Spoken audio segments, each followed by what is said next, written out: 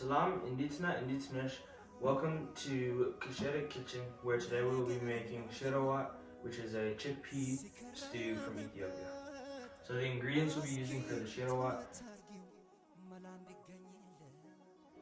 So we're going to start by dry roasting all these ingredients, which is the cumin, the chickpea flour, the berberet, and the garlic. So we're going to put a teaspoon of the cumin. There. You always want to push it away from you into the cup so you don't waste as much as possible. We're going to do the teaspoon of garlic powder. Berberet, we actually use a tablespoon. Chickpea flour, we need 3/4 of a cup. Scrape it off.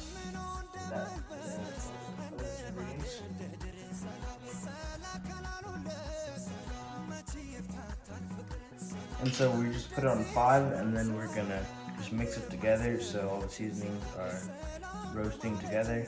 You don't want to do this for very long or else you'll burn it. So it's always good to keep a clean kitchen. So right after we just did that, we're gonna put all our stuff away that we're not using anymore. And then next we're gonna dice the onion. So we have 1.5 because we also need some for the dorawat, which we're gonna make later. And also you always want to remember that you want to, with one cutting, you want to put your knuckles like this and cut near the blade but not on the blade, or else that will obviously hurt. But if you leave your knuckles right there, then you'll always break something in the blade. So we have that first one done, and then we're going to we haven't started this one at all. So first we want to get the onion out. We want to cut off both ends of it.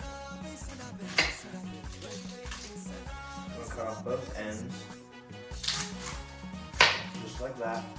And then you're gonna you can now peel the entire onion. And then we can just throw this out because we're not gonna use that part. And then to make it easier to cut it all up, we're just gonna cut this in half right down the middle. Not a perfect cut. And then same thing, just knuckles.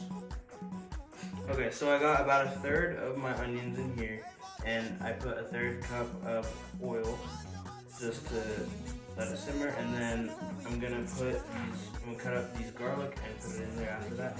I have the rest of the onions that I cut up, and I'm gonna put it in this for overnight for the dorawat.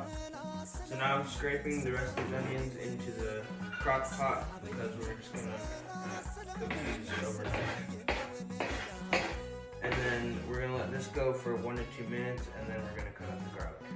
And we're gonna mince this garlic. So first we're gonna put it in this cool thing, and then we're gonna make sure it's in there, and then roll it. You can hear the skin cracking off of it. That should be enough now. Yeah, the skin just comes right off. We'll start cutting it. So the size one we just got was a teaspoon, so we're just gonna cut it up and put it right into the onions. And then we're gonna add 1 tablespoon of tomato paste.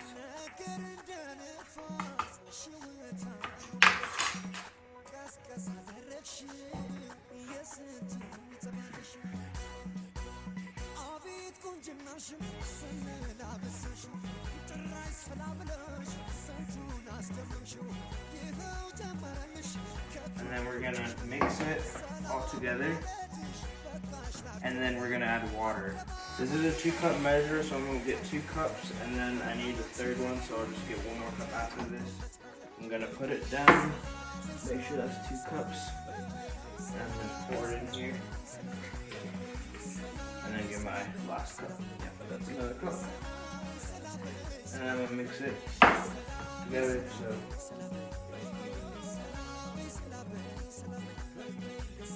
and then we're gonna put it on high to let it boil.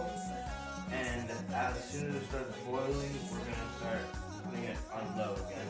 We're gonna decrease it and just stir it for about 20 minutes, making sure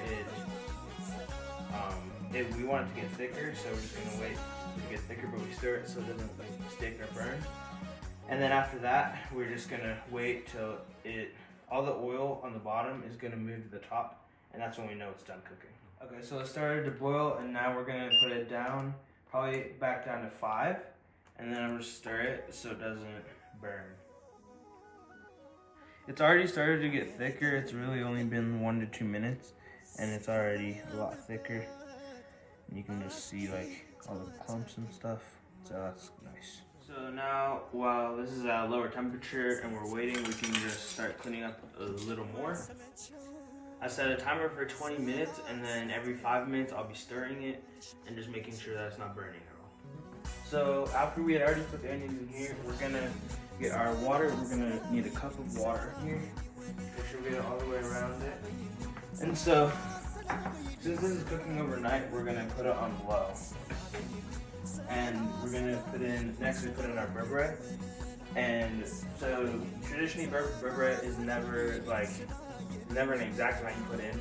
So this is the amount I'm using. We're just gonna sprinkle that in there. And then we're just gonna mix this all together. 20 minutes, I stirred it every 5 minutes. So now you can see it's done. It's a lot thicker than it was at the beginning.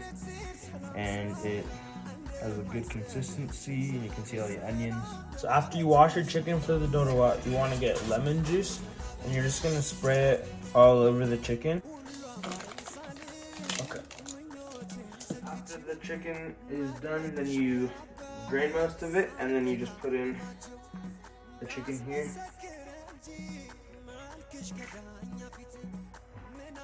Then you stir.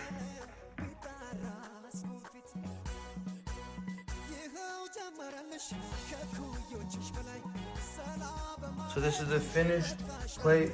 We have our dodowa here, our shirowa as the side, and then our utensils are injera right here. I'm allowed to say this is going to be yummy. Alright, so I'm going to have a little dodowa. Oh, that is good, Isaac. I always find it helpful with the injera because it is a little spicy.